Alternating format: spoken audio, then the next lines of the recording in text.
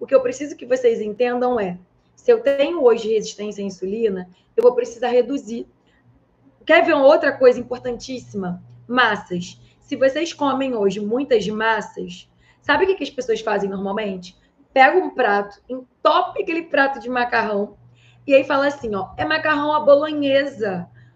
Aí a bolonhesa é um negocinho de carne moída, uma michuruquinha ali de carne moída e o molho. Pronto. Olha o erro aí. A massa não é um problema, mas se você pensa comigo, vocês falam assim, quanto você come de arroz? 4 colheres. Quanto você come de massa? Um prato cheio. Aí quando a gente compara as pesagens, o arroz você come 80 gramas, a massa você come 300. Se você comer massa uma vez na semana, ok, mas se você come miojo, macarrão direto, olha o problema aí. Tá cheia de carboidrato, tá com uma quantidade muito grande. E muitas vezes esse carboidrato não está acompanhado de proteína, ou ele está acompanhado de pouquíssima proteína. O que a gente precisa fazer? Pode manter sua massa, mas numa quantidade bem menor. Por que não botar um vegetal junto com essa massa? Eu faço muito macarrão e boto um brócolis, boto uma cenoura, porque aí você já pode fazer até um molho de tomate e essa cenoura junto. Faço salada fria de macarrão, né? Tipo, macarrão com atum, brócolis, com cenoura ralada. Então, gente, o que não falta são opções. Mas o que eu quero que você saia daqui entendendo? Eu não preciso abrir mão do que eu gosto, mas eu preciso fazer essas combinações de forma mais inteligente. Eu preciso minimizar a quantidade de carboidrato, de açúcar, de farinha. Eu preciso equilibrar mais as minhas refeições. Mais importante do que só o alimento é a composição da refeição. Então, você está com resistência à insulina hoje? Como que está o teu café da manhã? Você está com resistência à insulina hoje? Como que está a qualidade do seu almoço?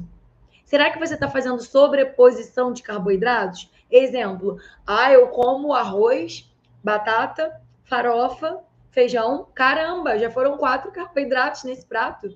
Arroz, feijão, farofa, batata, olha aí. Olha o problema aí instalado, né? Tô vendo se tem alguma dúvida aí de vocês. Olha o problema instalado aí. É isso que vocês têm que pensar. Não é o alimento em si, não é permitido, não é alimento proibido, alimento não tem vilão. Tem saber fazer combinações inteligentes, aprender a fazer combinações inteligentes e estratégicas.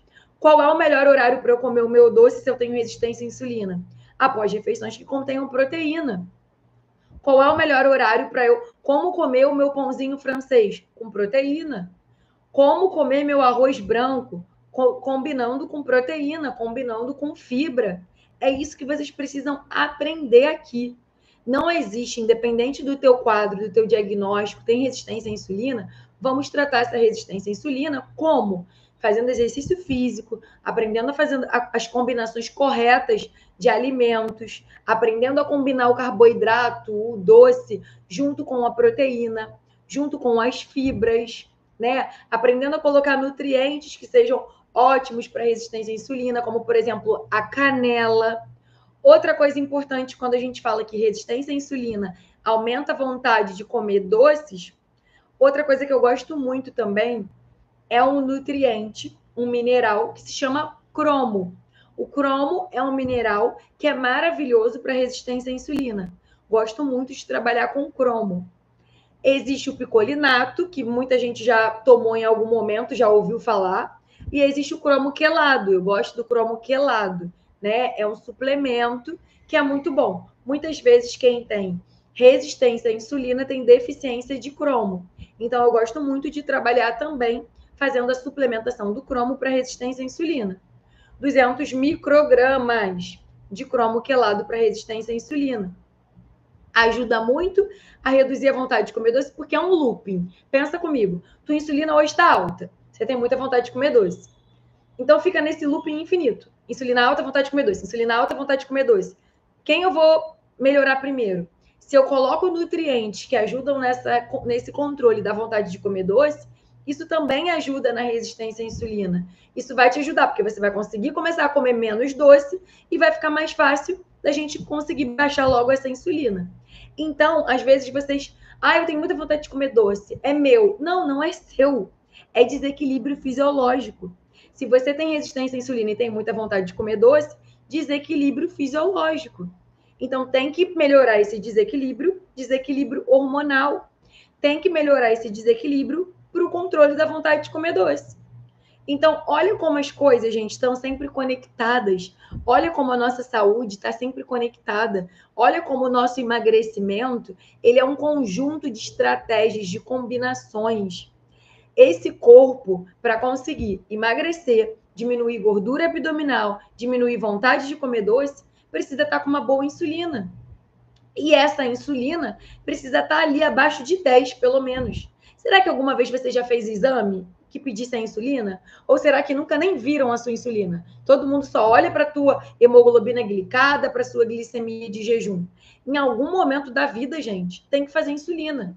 Na minha opinião, na verdade, todo paciente com obesidade, com sobrepeso, tinha que fazer essa insulina de controle aí pelo menos 2 vezes no ano, para a gente ver como é que tá. E se tiver resistência à insulina, de 3 em 3 meses a gente tem que olhar esse exame, pelo menos, para ver se essa insulina está diminuindo, se ela está baixando. Outra coisa que eu conversei com vocês na live de terça-feira, muito cuidado com alimentos que são saudáveis, mas que em grande quantidade têm uma quantidade grande de carboidrato. Exemplo, trocar o pão por cuscuz de milho, né? Cuscuz amarelo. Trocar o pão por tapioca. Cuscuz e tapioca são duas opções que têm bastante carboidrato. Então, se você fica achando que o pão engorda, troca isso por cuscuz e tapioca, mas está comendo numa quantidade muito grande, isso também pode piorar a tua resistência à insulina. Então, é aí que eu falo, tem que aprender a fazer combinações corretas de alimentos e de nutrientes. Não é só come isso ou come aquilo. Não é só troca o pão pelo cuscuz, troca o pão pela tapioca, mas vai trocar por qual quantidade? Quanto daquilo ali você está comendo?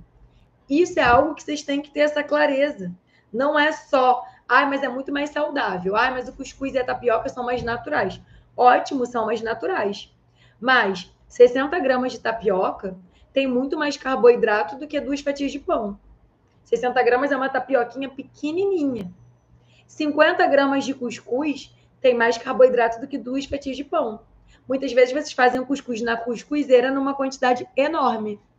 Olha aí também, o carboidrato, ele precisa ser dosado. Opções como tapioca, cuscuz são saudáveis, mas tem bastante quantidade de carboidrato. Então, isso é uma atenção, porque vocês acham que é só trocar A por B. Não é simplesmente trocar A por B. Tá claro isso para vocês também? Então, o que vocês precisam? Vamos recapitular. A insulina é o hormônio que leva a glicose, o açúcar para dentro das tuas células. Então, ela tem uma função importantíssima. Quando você está com resistência à insulina, o seu corpo está sobrecarregado, o seu pâncreas está sobrecarregado, igual um carro onde você está viajando com ele de primeira, acelerando, fazendo barulho. Então, quem tem resistência à insulina está com o pâncreas sobrecarregado, um pâncreas que está precisando trabalhar muito para baixar o seu açúcar no sangue. Se esse pâncreas está sobrecarregado, precisando trabalhar muito, você precisa ajudá-lo para melhorar a resistência à insulina. E como que você vai fazer isso? Dando nutrientes importantes, né? O cromo, a canela, tem outros fitoterápicos que eu gosto muito também, mas assim, o principal para mim hoje é que vocês entendam a função da alimentação na melhora da resistência à insulina. E o que vocês precisam entender em relação à alimentação são essas combinações. Não adianta eu comer muito macarrão, muito pão, muito doce. Eu preciso comer isso em menor quantidade, de forma mais estratégica.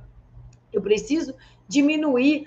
Qual é um lugar que eu tenho muita vontade de comer doce? É à noite. Então, depois do meu jantar, eu vou pegar 2 quadradinhos de chocolate. Mas eu vou tentar não fazer isso todo dia. Essa semana, por exemplo, gente, domingo. Domingo tem Dia das Mães. Quantas de vocês já não têm certeza que no domingo vão comer alguma sobremesa?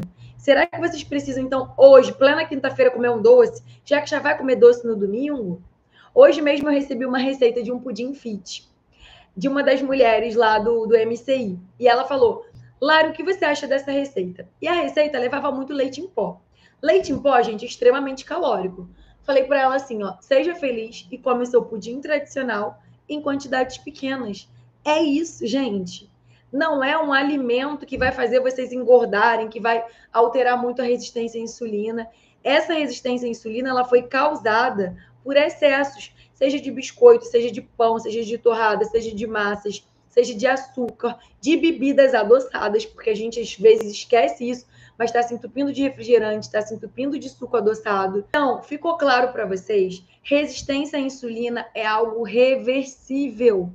Eu só preciso entender de onde foi a origem da minha resistência à insulina. O que eu estou fazendo em excesso? É pão demais? Vamos diminuir esse pão. É macarrão demais? Vamos diminuir a frequência desse macarrão. E quando comer esse macarrão com uma proteína. É açúcar demais? É adoçante demais? Porque isso é algo importante de falar.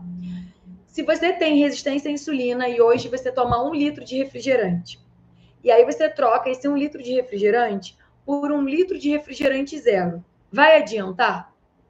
Não.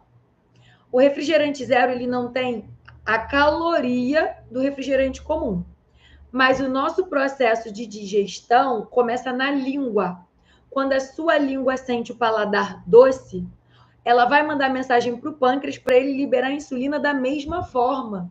Ou seja, se você hoje tem resistência à insulina, usa adoçante, mas está usando uma quantidade enorme de adoçante, isso prejudica a tua resistência à insulina tanto quanto o refrigerante comum, tanto quanto o excesso de açúcar. Então não adianta, tem que diminuir a quantidade. Não é só trocar tudo comum pelo zero, não, gente. Tem que diminuir a quantidade, porque a língua sentiu o paladar doce do adoçante, ela não sabe discernir que aquilo ali é adoçante, não é açúcar. Então, a liberação de insulina vai acontecer da mesma forma.